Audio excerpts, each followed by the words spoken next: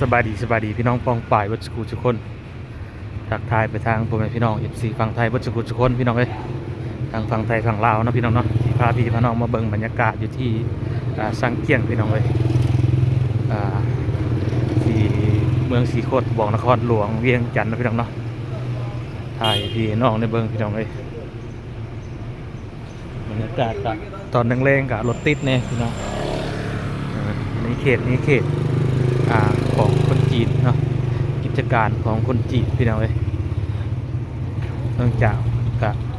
มีแต่ห้านอาหารแล้วก็โรงแรม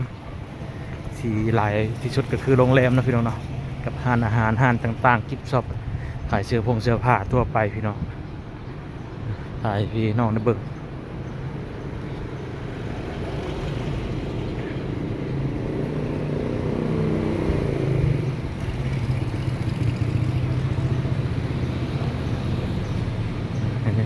ยามแรงพี่น้องเลยอากาศช่วงนี้จะร้อนหลายเนาะ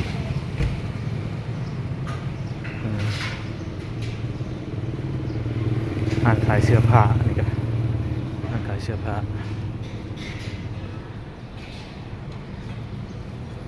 ร้านขายเครื่องลายพี่น้องเลยเจ้านี่โอ้สาวไม้ร้านขายเสื้อผ้า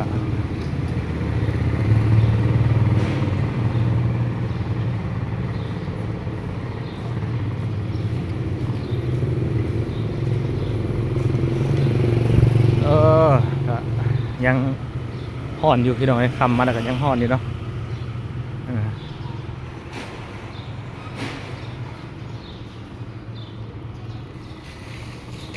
ขอบคุณโจนตรงนี้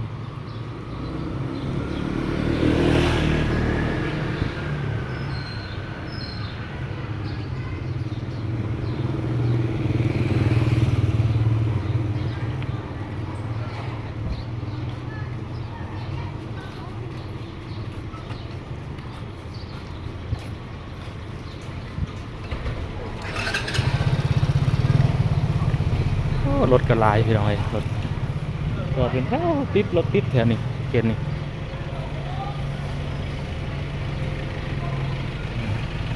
นี่ก็เป็นห้าน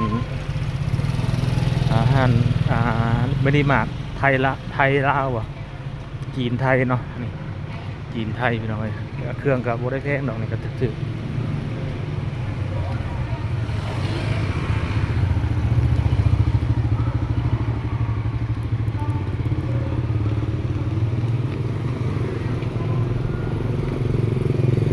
นี่กำลังสร้างเสร็จแล้วพี่น้องไอ้ตัวนี้สร้างเสร็จแล้วตึกนี่อลังการรูลามาเฮาขนาดที่เห็นนี่นั่นก็กำลังสร้างพี่น้องไอ้2 ตึกนี่คือจังเขาย่างในเมืองจีนนี่พี่น้องเห็นนี่ข้างหน้า2 ตึกนี่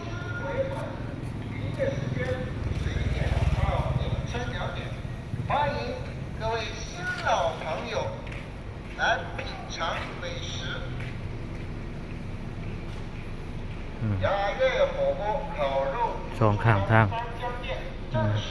นี่เขาก็เปิดใหม่ๆนี่ตึกนี่ก็เซ็ตใหม่ๆแล้วใหม่ๆคนมาจองเต็มเลยอันนี้ก็สร้างขึ้นมานี่ก็มีคนจองแล้วบ้างนี่ตึกเฮ็ดจักสั้น1 2 3 4 5 6 7สั้นตัวนี้2 ตึกเฮียงกันเลยตัวนี้พิลึกกิจการเขา